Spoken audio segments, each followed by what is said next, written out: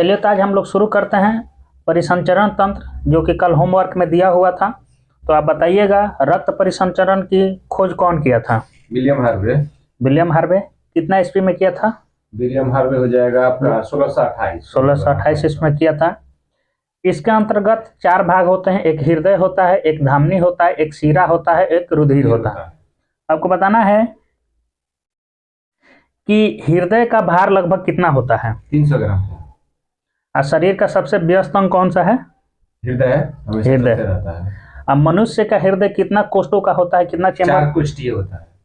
क्या क्या होता है 4 कोष्ठ में? 2 दाया आलिंद, 2 दो दाया आलिंद और 2 नहीं, 1 दाया आलिंद, 1 दाया निलय, और फिर 1 दाया निलय और एक नहीं आलिंद निलय, फिर आलिंद निलय।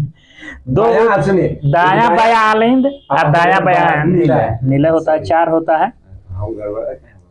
आपको बताना है कि दाया आलिंद और दाया निलय जो होता है, मतलब उसमें 3 बॉल रहता है, जुड़ा रहता है। त्रिवलनी कपाट से जुड़ा रहता है और बाया रहता है द्विबलनी। तो दाहिना वाला जो आलिंद और निलय रहता है 3 गो त्रिवलनी कपाट से जुड़ेगा। जो बाएं वाला रहता है वो जुड़ेगा द्विबलनी कपाट से जुड़ेगा। शरीर से हृदय की ओर ले जाने वाली रक्त वाहिनी को क्या कहते हैं? शरीर से हृदय की तरफ लेके जाएगी। शरीर से हृदय की तरफ अशुद्ध ले जाएगा, अशुद्ध ले जाएगा तो सीरा हो जाएगा। सीरा हो जाएगा। सीरा में अशुद्ध खून जाता है। सीरा में अशुद्ध खून रहता है तो अशुद्ध खून का मतलब क्या होता है? उसमें कार्बन डाइऑक्साइड युक्त को हम लोग अशुद्ध खून कहते हैं। आपको बताना है कि इसका एक अपवाद है जो पल्मोनरी सीरा है, जो कि शुद्ध रक्त को ले जाता है। पल्मोनरी सीरा है जो कि शुद्ध रक्त को ले जाता है। पल्मोनरी सीरा किसको रक्त देता है? पल्मोनरी सीरा देता है ला के पहले बाया फेफड़े से बाया आलिंद में रक्त पहुंचाता है। पल्मोनरी जो सीरा है वो फेफड़े से बाया आलिंद को रक्त पहुंचाता है। आपको बताना है कि इस हृदय से शरीर के तरफ ले जाने वाली रक्त वाहिनी को हम लोग क्या बोलते हैं? हृदय से यानी शुद्ध को लेके जाएगा तो धमनी बोलेंगे। धमनी में शुद्ध रक्त होता है। शुद्ध रक्त का मतलब शुद्ध रक्त, उसको बोलते हैं ऑक्सीजन। जिसमें ऑक्सीजन रहता है उसको शुद्ध रक्त, और जिसमें कार्बन डाइऑक्साइड युक्त रक्त रहता है उसको अशुद्ध कहते हैं। इसमें भी पल्मोनरी धमनी है, तो पल्मोनरी जो धमनी होता है किसको मतलब रक्त पहुंचाता है? हृदय से दाहिना निलय से फेफड़ा को रक्त पहुंचाता है। पल्मोनरी धमनी जो है दाहिना निलय से फेफड़ा को रक्त पहुंचाएगा। अब पल्मोनरी जो सिरा है वो बाया फेफड़े से आलिंद को रक्त पहुंचाएगा। आपको बताना है कि हृदय के किस भाग में अशुद्ध रक्त यानी कार्बन डाइऑक्साइड युक्त रक्त पाया जाता है?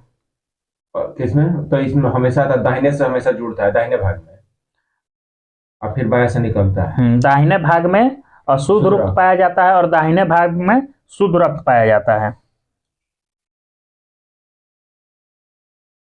आपको बताना है कि हृदय के मांसपेशियों को रक्त पहुंचाने वाली वाहिनी को हम लोग क्या कहते हैं? हृदय की मांसपेशियों को रक्त पहुंचाने वाले, हृदय तो सबको रक्त पहुंचाता है, लेकिन हृदय में जो मतलब हृदय को जो रक्त पहुंचाता है उसको हम लोग क्या कहते हैं? हृदय की भी तो रक्त का जरूरत रहता है। कोरोनरी बोलते हैं। हाँ, कोरोनरी धमनी बोलते हैं। इसी में रुकावट हो जाता है तो हृदय घात हो जाता है, यानी हार्ट अटैक हो जाता है।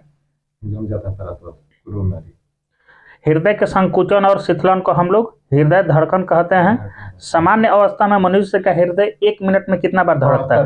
72 बार। और भ्रूण अवस्था में कितना धड़केगा 1 मिनट में? अधिक धड़केगा, 150 बार धड़कता है।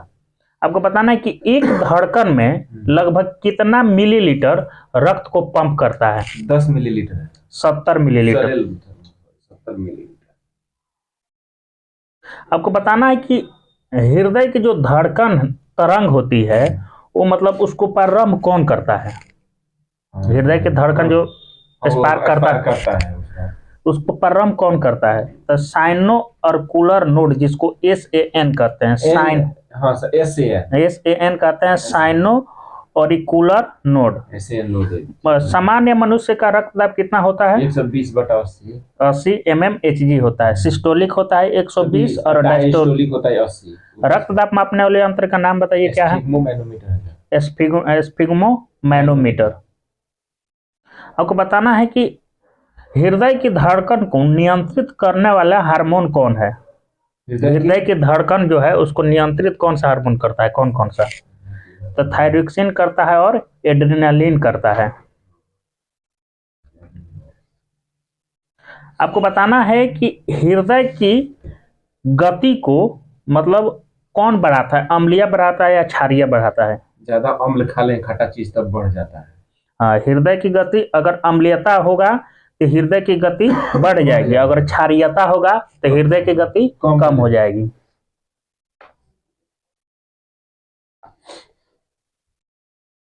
आपको बताना है कि लसिका में पाए जाने वाले कणिकाओं को हम लोग किस नाम से जानते हैं? लसिका में पाया जाता है WBC, लिम्फोसाइट। लिम्फोसाइट पाया जाता है, इसी को WBC। आपको बताना है कि लसिका ऊतक में मतलब कितनी दिशाओं में रक्त बहता है?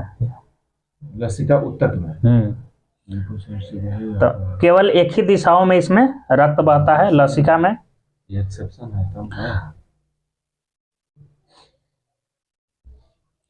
बताना है कि लिम्फोसाइट का निर्माण कहाँ होता है? लिम्फोसाइट जो होता है जो लसिका में पाया जाता है उसका निर्माण कहाँ होता है? लिम्फोसाइट हो जाएगा लसिका में होता है उसका निर्माण। आपको बताना है कि लिम्फोसाइट का कार्य क्या करता है? लिम्फोसाइट मतलब क्या करता है? तो हानिकारक जीवाणुओं का भक्षण करता है तथा रोगी को रोकथाम में सहायक होता है। आपको बताना है कि लसिका का जो नोड होता है, लसिका में जो नोड पाया जाता है उसको हम लोग क्या बोलते हैं? लिम्फोनोड। हाँ, लिम्फ नोड बोलते हैं। Lymph node. तो लिम्फ नोड जो होता है उसका मुख्य कार्य क्या है? मुख्य कार्य होता है उसका रक्त पहुंचाने वाला होता है। लिम्फो नोड जो होता है वो फिल्टर करता है, जैसे में धूल कण जीवाणु के कैंसर कोशिकाएं क्या करता है उसको फिल्टर कर देता है, बाकी उसमें जाकर लिम्फ नोड में वो फंस जाता है। जितना भी जीवाणु कैंसर कोशिका है, धूल कण है। आपको बताना है कि लसिका बता देते हैं लसिका घाव भरने में भी सहायता करता है। बताना है विभिन्न जंतु और उसमें उत्सर्जन। तो आपको बताना है कि एक कोशिकीय जंतु जो है किससे उत्सर्जन करता है, यानी अपने शरीर से अपशिष्ट पदार्थ किससे निकालता है? एक कोशिकीय जीव विसरण है, विसरण के द्वारा निकालता है। उत्सर्जन क्या होता है? शरीर में जो भी अपशिष्ट पदार्थ यानी विषैले पदार्थ बनते हैं उसको बाहर निकालना उत्सर्जन कहा जाता है। पेरिफेरा संघ के जंतु अपना उत्सर्जन यानी अपने शरीर का जो भी मतलब विषैला अपशिष्ट पदार्थ उसको किससे निकालता है? पेरिफेरा हो जाएगा क्या? इससे विशिष्ट नलिका तंत्र उसके पास होता है, उससे निकालता है। सेलिन्ट्रेटस जो संघ का जंतु है उसका उत्सर्जन अंग क्या होता है? सेलिन्ट्रेटा में आता है आपका कौन? सीधे कोशिका द्वारा वो मतलब निकालता है। चपटे कृमि जो होता है, जो कृमि होता है उस ज्वाला कोशिका द्वारा निकालता है। एनेलिडा जो संघ होता है किडनी द्वारा, ब्रिक द्वारा, किडनी द्वारा। अर्थोपोड्स जो होता है अर्थोपोड तो डायरेक्ट कर देगा मेलपिगियन नलिकाओं द्वारा। अर्थोपोड्स उत्सर्जन करता है मेलपिगियन नलिका द्वारा। मोलास्का करता है मूत्र अंग द्वारा और कशेरुकी करता है मुख्यतः ब्रिक द्वारा। हम लोग ब्रिक के द्वारा चलता है। अब मनुष्य में प्रमुख उत्सर्जी अंग मुख्यतः कौन कौन सा है? तो ब्रिक है, त्वचा है, यकृत है और फेफड़ा है। आपको बताना है कि मनुष्य में ब्रिकों की संख्या कितनी होती है? 2 होता है। 2 होता है। आपको बताना है कि ब्रिक का वजन कितना होता है? ब्रिक का वजन कितना होता है? 150 ग्राम लगभग है। हाँ, 140 ग्राम होता है ब्रिक का वजन। आपको बताना है कि ब्रिक के बाहरी भाग को हम लोग किस नाम से जानते हैं? ब्रिक आवरण होता है, कोर्टेक्स कहते हैं। हाँ, कोर्टेक्स। बार बार प्रश्न पूछा हुआ है कि कोर्टेक्स जो है किस अंग का भाग होता है, या कोर्टेक्स अंग जो है कहाँ मतलब? अच्छा, नेफ्रॉन और कोर्टेक्स दो आता है इसमें। उसका जो भीतरी भाग होता है उसको हम लोग क्या बोलते हैं? जो ब्रिक होता है उसका भीतरी भाग जो ब्रिक का जो भीतरी भाग जो होता है उसको हम लोग क्या बोलते हैं? बाहरी होगा कोर्टेक्स, भीतरी होगा मेडुला। और जो ब्रिक होता है उसमें कितनी मतलब नलिकाएं से मिलकर बनता है? ब्रिक जो होता है लगभग कितनी नलिकाएं होती है? 10 लाख है ना? 1 करोड़ 30 लाख होता है। 1 करोड़ 30 लाख। अच्छा, उसमें फिल्टर आता है लगभग सही बात 1 करोड़ 30 लाख। वही जैसे नेफ्रॉन जो होता है, जो नेफ्रॉन है ना उसकी संख्या लगभग 1 करोड़ 30 लाख होता है। 10 लाख हमको याद था, नेफ्रॉन जो है ब्रिक की कार्यात्मक इकाई होती है। एक और था उसका नेफ्रॉन में एक छोटी सी प्याली नुमा रचना होता है, हाँ, उसको हम लोग किस नाम से जानते हैं? नेफ्रॉन तो मान लीजिए 1 करोड़ 30 लाख रहता है, लेकिन उसके अंदर एक प्याली जैसा रचना होता है, उसको हम लोग कहते हैं बोमेन संपुट। बोमेन संपुट।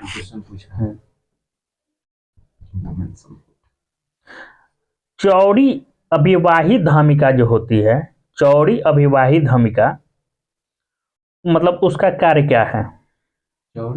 अभिवाही जो धमिका होती है उसका क्या? क्वेश्चन पूछता है कि जो रुधिर को कोशिका गुच्छ तक पहुंचाता है उसको हम लोग चौड़ी अभिवाही धमिका कहते हैं, और जिसके द्वारा रक्त कोशिका गुच्छ से वापस आता है उसको हम लोग पतली अभिवाही धमिका कहते हैं। मोटका तो पहुंचा देगा, पता लेके चलो पतली से निकल जाएगा। तो ब्रिको का प्रमुख कार्य क्या होता है? प्लाज्मा को छानकर शुद्ध बनाना, अर्थात इसमें जो भी अनावश्यक और अनुपयोगी पदार्थ को जल की कुछ मात्रा के साथ मूत्र से शरीर के बाहर निकालना ब्रिक का मुख्य कार्य होता है। ब्रिकों की रुधिर की आपूर्ति अन्य अंगों की तुलना में अधिक होता है। आपको बताना है कि ब्रिक प्रति मिनट औसतन कितना रक्त मतलब फिल्टर करता है, निष्पन्द करता है? ब्रिक कर देता है 125 मिलीलीटर। 125 मिलीलीटर। और दिन भर में कितना लीटर करता है? दिन भर में 125 180 लीटर लगभग करता है। ब्रिक प्रति मिनट औसतन 125 और दिन भर में लगभग 180 लीटर। मिनट पूछ रहे हैं, घंटा नहीं पूछ रहे। मिनट में 125 हो गया। अब मूत्र दिन भर में लगभग कितना बनता है? 1.45 यानी 1.5 लीटर। सामान्य मूत्र में 95% जल रहता है, 2% लवण रहता है, 2.7% यूरिया रहता है और 0.3% यूरिक अम्ल होता है। मूत्र का हल्का पीला रंग किस वर्ण के कारण होता है? यूरोक्रोम। यूरोक्रोम जो होता है किससे मतलब विखंडित होकर बनता है? किसका भाग होता है? हीमोग्लोबिन। हीमोग्लोबिन से विखंडित होकर बनता है। मूत्र बताइए कैसा पदार्थ है? अम्लीय है, क्षारीय है, उदासीन है, कैसा है? मूत्र तो अम्लीय हो जाएगा। अम्लीय हो जाएगा। पीएच मान कितना होता है मूत्र का? पीएच मान मूत्र का पीएच 6.6 होता है ना। मूत्र का पीएच मान 6 होता है। 6.6 हम दूध का बोल रहे थे, हम जा रहे थे फिर आगे। ब्रिक के द्वारा नाइट्रोजनी पदार्थों के अलावा पेनिसिलिन और कुछ मसालों का भी उत्सर्जन होता है। ब्रिक में बनने वाली जो पथरी होती है किसकी बनी होती है? कैल्शियम ऑक्जेलेट की बनती है। आपको बताना है कि तैलीय ग्रंथि और श्वेत ग्रंथियां कहाँ पाई जाती है? त्वचा में पाई जाती है। तैलीय ग्रंथि से कौन किस चीज का मतलब स्राव करता है? तैलीय ग्रंथि तैलीय ग्रंथि करता है सीबम का, और श्वेत ग्रंथि करता है पसीने का। आपको बताना है कि रुधिर के अमोनिया को यूरिया में कौन परिवर्तित करके मतलब उत्सर्जन में मुख्य भूमिका निभाता है? अमोनिया को क्या करता है? यूरिया में परिवर्तित करता है और उत्सर्जन में मुख्य भूमिका निभाता है। तो यकृत करता है।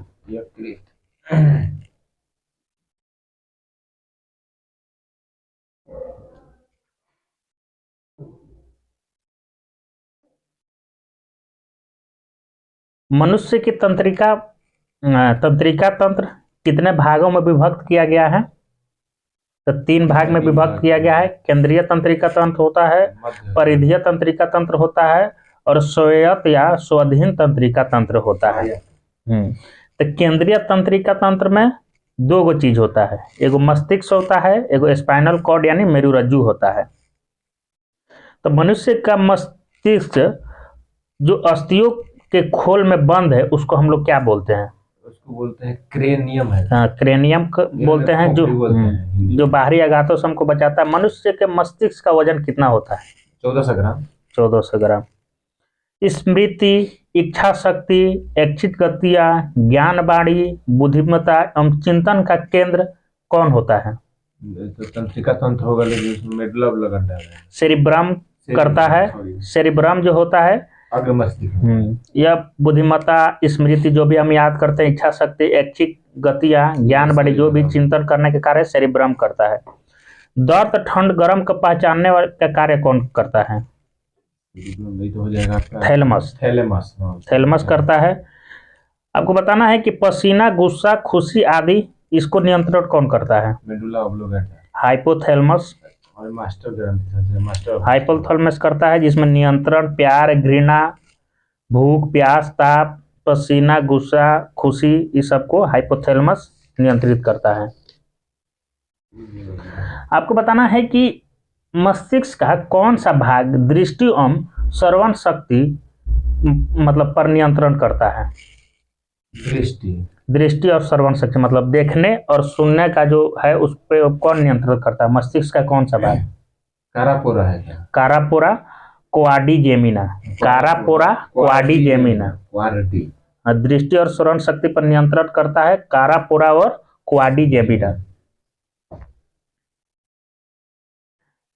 आपको बताना है कि मस्तिष्क के अन्य भागों को मेरुरज्जु से कौन जोड़ता है? मस्तिष्क है उसका अन्य भाग जो भी मेरुरज्जु है, मेडुला ऑब्लोंगेटा ये ऊपर होता है, पूरा सेरिब्रिज कहते हैं इसको, या सेरिब्रल पेडिकल कहते हैं। वहीं से जोड़ता है। और शरीर का संतुलन बनाए रखने में कौन मतलब महत्वपूर्ण भूमिका निभाता है? मस्तिष्क का कौन सा शरीर का संतुलन बनाए रखने में? सेरिबेलम। बेलम बस से बैलेंस याद कर लीजिए, बैलेंस सेरिबेलम। फिर वही ना भूल जाते हैं बड़ी। मस्तिष्क का सबसे पीछे वाले भाग को हम लोग किस नाम? Medulla oblongata. पश्च मस्तिष्क में दो आता है, सेरिबेलम और मेडुला ऑब्लोंगेटा। तब सबसे पीछे जो होता है वो मेडुला ऑब्लोंगेटा होता है। तो आपको बताना है कि रक्त तब आहार नाल में जो भी क्रमाकुचन ग्रंथि जो स्राव करता है, हृदय की धड़कन तथा श्वसन पर नियंत्रण कौन रखता है? ये सभी चीजों पर जो बोले, मान लीजिए हृदय की धड़कन है, श्वसन पर है, मेडुला ऑब्लोंगेटा रखता है। मेडुला ऑब्लोंगेटा रक्तदाब पर नियंत्रण करता है, आहार नाल पर नियंत्रण करता है, ग्रंथि जो भी स्राव करता है उस पर नियंत्रण रखता है, हृदय की धड़कन पर रखेगा, श्वसन पर नियंत्रण रखेगा। आपको बताना है कि उल्टी जो होता है मतलब कि कौन से मतलब मस्तिष्क के भाग में गड़बड़ी से उल्टी होना? पीछे लगता है मेडुला ऑब्लोंगेटा से ही होता है। मेडुला ऑब्लोंगेटा जो होता है मतलब उसके पिछले भाग में क्या रहता है? मेडुला ऑब्लोंगेटा के पीछे क्या रहता है? तो मेरुरज्जु रहता है, उसी से जुड़ता है, मेरुरज्जु से जुड़ता है पीछे से। आपको बताना कि प्रतिवर्ती क्रियाओं का पता सर्वप्रथम कौन लगाया था? रिफ्लेक्स एक्शन जो होता है इसका पता सर्वप्रथम कौन लगाया था? इसका नाम मार्शल हॉल। मार्शल हॉल जो है प्रतिवर्ती क्रियाओं का पता लगाया था। परिधीय तंत्रिका तंत्र, तो इसमें तंत्रिका तंत्र मस्तिष्क और मेरुरज्जु से निकलने वाली जो भी तंत्रिकाएं होती है उसका बना रहता है। मनुष्य में आपको बताना है कि कितना कपाल तंत्रिकाएं होती है? कपाल तंत्रिका 12 जोड़ी होता है, यानी 24 को होता है। मनुष्य में 12 जोड़ी यानी 24 को कपाल तंत्रिका होती है। अब मेरुरज्जु कितना जोड़ी होती है? 33। मेरुरज्जु होता है 31 जोड़ी, यानी 31 गुना 62 को होता है। ऐसे 62 को देगा, नहीं तो 31 जोड़ी देगा। तंत्रिका ऊतक की इकाई क्या होती है? तंत्रिका ऊतक की न्यूरॉन होता है, या तंत्रिका कोशिका होता है। न्यूरोग्लूकोन कुछ पढ़े थे हम लोग पीछे। आपको बताना है कि वह कौन सा रासायनिक द्रव है जो न्यूरोट्रांसमीटर पदार्थ के रूप में काम करता है? जो भी हम मतलब छूते हैं तुरंत जो भी रिएक्शन होता है उसका, तो कौन सा पदार्थ है जिससे न्यूरोट्रांसमीटर का मतलब काम करता है? तो नॉरएड्रेनालिन जो होता है न्यूरोट्रांसमीटर का कार्य करता है। उसी के चलते जो भी हम तुरंत छुए दम रिएक्शन हमारे माइंड में गया, फिर हम उसके बाद एक्शन लिए।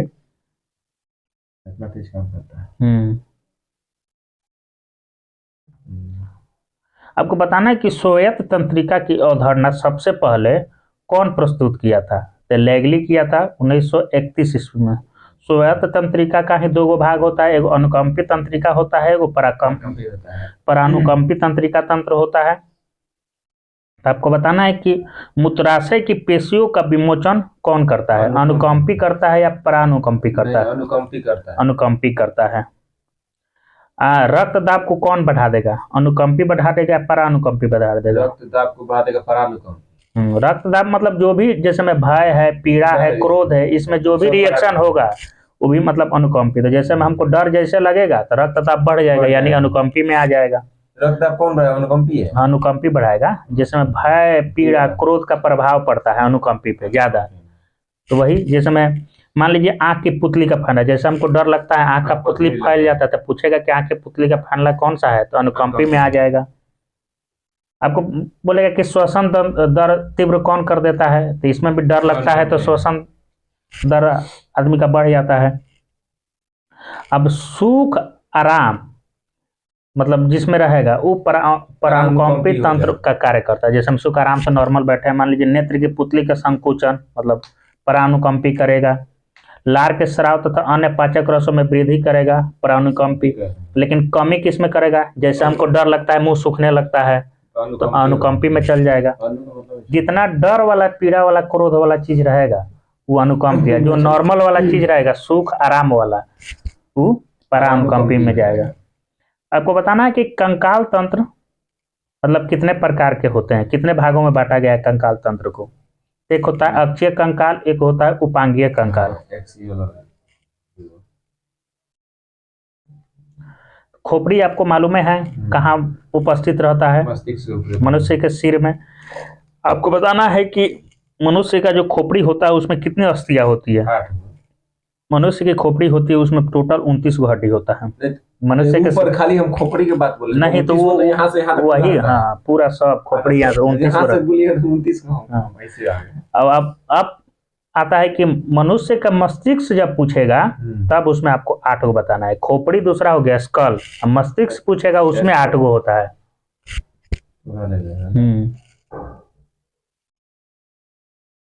बताना है कि चेहरे में कितने मतलब अस्थियां 14 होती है। कान में कितनी होती है 6 गो होती है। और हार्ड नामक एक अस्थि जो खोपड़ी में होती है जो जोड़ती है। आपको बताना है कि मनुष्य में कशोरिक दंड की संख्या कितनी होती है 33 होती है। और मेरुरज्जु पूछेगा यानी स्पाइनल कॉर्ड तो 31 जोड़ी। और कशोरिक होता है तंत्रिका तंत्र। तंत्रिका तंत्र मतलब मेरुरज्जु वो भी स्पाइनल कॉर्ड जो जोड़ता है मस्तिष्क से अन्य शरीर के भाग को जोड़ता है, वही तंत्रिका तंत्र का भाग होता है जिसमें 31 जोड़ी है। लेकिन कशेरुक दंड पूछेगा तो इसमें 33 गो होता है।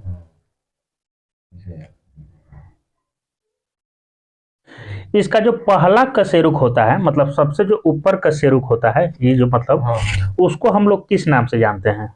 सबसे ऊपर वाला रीढ़ की हड्डी का सबसे ऊपर वाला जो भाग होता है तो एटलस कशेरुक के नाम से उसको जानते हैं, जो खोपड़ी को सीधा रखता है मतलब साधे रखता है या सीधा रखता है। मनुष्य के शरीर में कुल कितनी हड्डियों की संख्या होती है 206। अब बाल्य अवस्था में कुल हड्डी पूछेगा तो 300 से ऊपर 208। बाल्य अवस्था पूछ रहे हैं, बचपन वाला 600 वो वाला नहीं बताना है। सिर की कुल हड्डियों की संख्या कितनी होती है। अब सिर में कई 29 को बताएंगे। हाँ वही 29 गो। मैंने पूछे क्या बताया। मस्तिष्क पूछेगा तब आपको 8 को बताना है। सिर या स्कल पूछेगा तब आपको 29 को बताना है। फेशियल में यानी फेस में रहता है 14 गो हड्डी। कान पूछेगा तो कितना रहता है 6 गो हड्डी। रीढ़ की कुल हड्डियों की संख्या 33 जिसको हम लोग कशेरुक दंड के नाम से भी जानते हैं। रीढ़ की कुल हड्डियों की संख्या विकसित होने पर कितना हो जाएगा 33 से घट के आ जाता है 26 गो मतलब बाकी सब जुड़ जाता है। पसलियों की कुल संख्या कितनी होती है 12 जोड़ी 24 गो। हाँ 24 गो होता है। हाँ तो अभी आप बता दिए हैं कि सिर को साधे कौन रखता है तो एटलस कशेरुक। एटलस कशेरुक किसका भाग रहता है तो कशेरुक दंड यानी। आपको बताना कि कशेरुक दंड के भाग तो गर्दन में कितने कशेरुक दंड पाए जाते हैं 33 गो रहता है ना। 33 गो कट कट कट कट रहता है ना, तो गर्दन में कई गो पाया जाएगा कशेरुक। उसका 7 गो भाग 33 गो में से गर्दन में पाया जाता है। बक्ष में पूछेगा बक्ष यानी तो इसमें कितना 33 गो में से कितना भाग पाया जाएगा तो 12 गो बक्ष में पाया जाता है। कटी जो होता है उसमें 5 गो पाया जाएगा। त्रिक होता है उसमें 5 गो पाया जाएगा। और जो पुक्ष होता है हम लोग का उसमें 4 गो पाया जाएगा। टोटल मिलाकर 33 हो गया। गर्दन में 7, बक्ष में 12 कशेरुक, कटी में 5 कशेरुक, त्रिक में 5 कशेरुक और पूंछ में 4 कशेरुक। आपको बताना है कि मनुष्य के खड़े होकर चलने खड़े होने के आदि में मदद कौन करेगा तो कशेरुक दंड ही करेगा। गर्दन और धड़ को लचक प्रदान करता है कशेरुक दंड ही करता है। अब मेरुरज्जु को सुरक्षा कौन प्रदान करेगा तो कशेरुक दंड। कशेरुक दंड जो रहता है उसी के बीच में से उतार जैसा गया रहता है। अब आपको बताना है कि मनुष्य में पाद अस्थियों यानी दोनों हाथ और पैर, पाद अस्थि पूछेगा तो दोनों आ जाएगा, हाथ और पैर मिलाकर कुल कितना अस्थियां होती है? 118 गो अस्थि होती है। 62 इधर फिर उधर जोड़िए दोनों का तब जाएगा। कर्ण अस्थियां बताइए। कर्ण अस्थियां में 3 गो अस्थि होता है, मेलियस होता है, इनकस होता है, स्टेपस होता है। हाँ, तो आपको मेलियस बताइए कि कै गो होता है? मेलियस 1 2 हो जाएगा। 2 गो होता है। इनकस कै गो होता है? 2 गो होता है। स्टेपिस कै गो होता है? 2 गो होता है। यानी कर्ण अस्थियों में कुल संख्या कितना हो गया? 6 गो। अब आता है ऊपरी बाहु, जो हाथ होता है हम लोग का, उसमें आपको बताना है कि पूछता है कि ह्यूमरस जो हड्डी होता है किसमें पाया जाता है? तो हाथ में पाया जाता है। फिर प्रश्न बनता है कि ह्यूमरस हड्डी की संख्या कितनी होती है? 1 2। हाँ, इसमें एगो ह्यूमरस रहता है, इसमें एगो ह्यूमरस रहता है। अब जो अग्र मतलब बाहु होता है, तो पूछता है कि रेडियो आलना जो होता है वो मतलब किस में पाया जाता है? तो ये अग्र बाहु जो है इसमें रेडियो आलना पाया जाता है। तो रेडियो आलना की संख्या कितनी होती है? तो पूरा है एगो, है एगो, 2 गो। कलाई, तो कलाई के पास आइए, तो पूछता है कि कार्पल्स नामक हड्डी कहाँ पाई जाती है? तो कलाई में पाई जाती है। और कार्पल्स की संख्या कितनी होती है? तो 16 गो, 8 गो इसमें, 8 गो इसमें। अब पूछता है कि मेटाकार्पस जो है किसमें? ये हथेली में जो है तो उसको मेटाकार्पस बोलते हैं। मेटाकार्पस इसमें 5 गो पाया जाता है, इसमें 5 गो पाया जाता है, मतलब मेटाकार्पस टोटल 10 गो पाया जाता है। अब पूछता है कि फ्लेंजेज जो हड्डियां होती है कहाँ पाई जाती है? तो उंगली में जो हड्डी होती है उसको फ्लेंजेज कहते हैं। तो उंगली, एगो हाथ में 14 गो, एगो हाथ में 14 गो, 28 गो पाया जाता है। जांग में तब पूछता है कि फीमर हड्डी कहाँ पाई जाती है? तो जांग में, ये जो मोटका हड्डी है यहाँ से यहाँ तक है उसको फीमर बोलते हैं। तो इसमें एगो, इसमें है गो। अब पूछता है कि टिबियो फिबुला, ये दोनों में पाए जाते हैं, 4 गो हो गए, इसमें 2 गो, इसमें 2 गो। टिबियो फिबुला जो होता है पिंडली में पाया जाता है, 2 गो ई में, 2 गो ई में। अब पूछता है कि पटेला जो है, पटेला नामक हड्डी कहाँ पाया जाता है? तो घुटना में। पटेला, हाँ पटेला इसको बोलते हैं, टखना, घुटना में। तो पटेला कै गो रहता है? 2 गो, 1 2। हाँ, पटेला एगो इसमें, एगो इसमें। अब पूछता है कि टार्सल जो होता है वो किस में पाया जाता है? टार्सल ही वाला होता है, टखना। हाँ, टार्सल टखना में पाया जाता है। ऊपर कार्पल्स होगा, मेटाकार्पल। हाँ, कार्पल्स, हाँ कार्पल्स पूछेगा तो कलाई में, और टार्सल पूछेगा तो टखना में। 7 गो इसमें होता है ना। टार्सल की संख्या एगो में 7 गो, एगो में 7 गो, यानी दोनों में मिलाकर 14 गो। अब मेटा टार्सल होता है 5 गो, फिर होगा 5 गो, 5 गो। अब मेटा कार्पल्स होता है वो भी 10 गो, और मेटा टार्सल होता है वो भी 10 गो। तो मेटा कार्पल्स जो होता है वो हाथ में पाया जाता है, लेकिन मेटा टार्सल जो होगा वो तलवा में पाया जाएगा, पैर में पाया जाएगा। आपको बताना, शरीर के कोमल अंगों की सुरक्षा कौन प्रदान करेगा? तो कंकाल करेगा।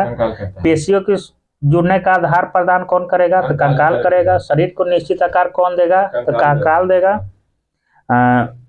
आपको बताना है कि लाल रक्त कणिकाओं का निर्माण कहाँ होगा? तो हड्डियों में ही होगा, कंकाल में भी होगा। श्वसन और पोषण में सहायता भी प्रदान करता है कंकाल। जांघ की हड्डी जिसको हम लोग फीमर कहते हैं, तो उसको हम लोग शरीर की सबसे बड़ी हड्डी कहते हैं। आपको बताना है शरीर की सबसे छोटी हड्डी कौन सी है? स्टेप्स है, जो कान की हड्डी है जिसकी संख्या 2 गो होती है। मांसपेशियों और अस्थियों को कौन जोड़ता है? तो टेंडेन। अस्थि पूछेगा तो लिगमेंट, यानी एल से लिगमेंट, बी से बॉन्ड। एलबी याद कर लीजिए, एलबीडब्ल्यू आउट होता है उससे एलबी, एल से लिगमेंट, बी से बॉन्ड को। और टेंडेंट जोड़ता है मतलब मांस से अस्थि को, यानी मांसपेशियों से अस्थियों को। तो कल का होमवर्क है हम लोग का पेज नंबर 325 में अंतःस्रावी तंत्र से लेकर पेज नंबर 326 प्रजनन तंत्र तक कल का होमवर्क रहेगा।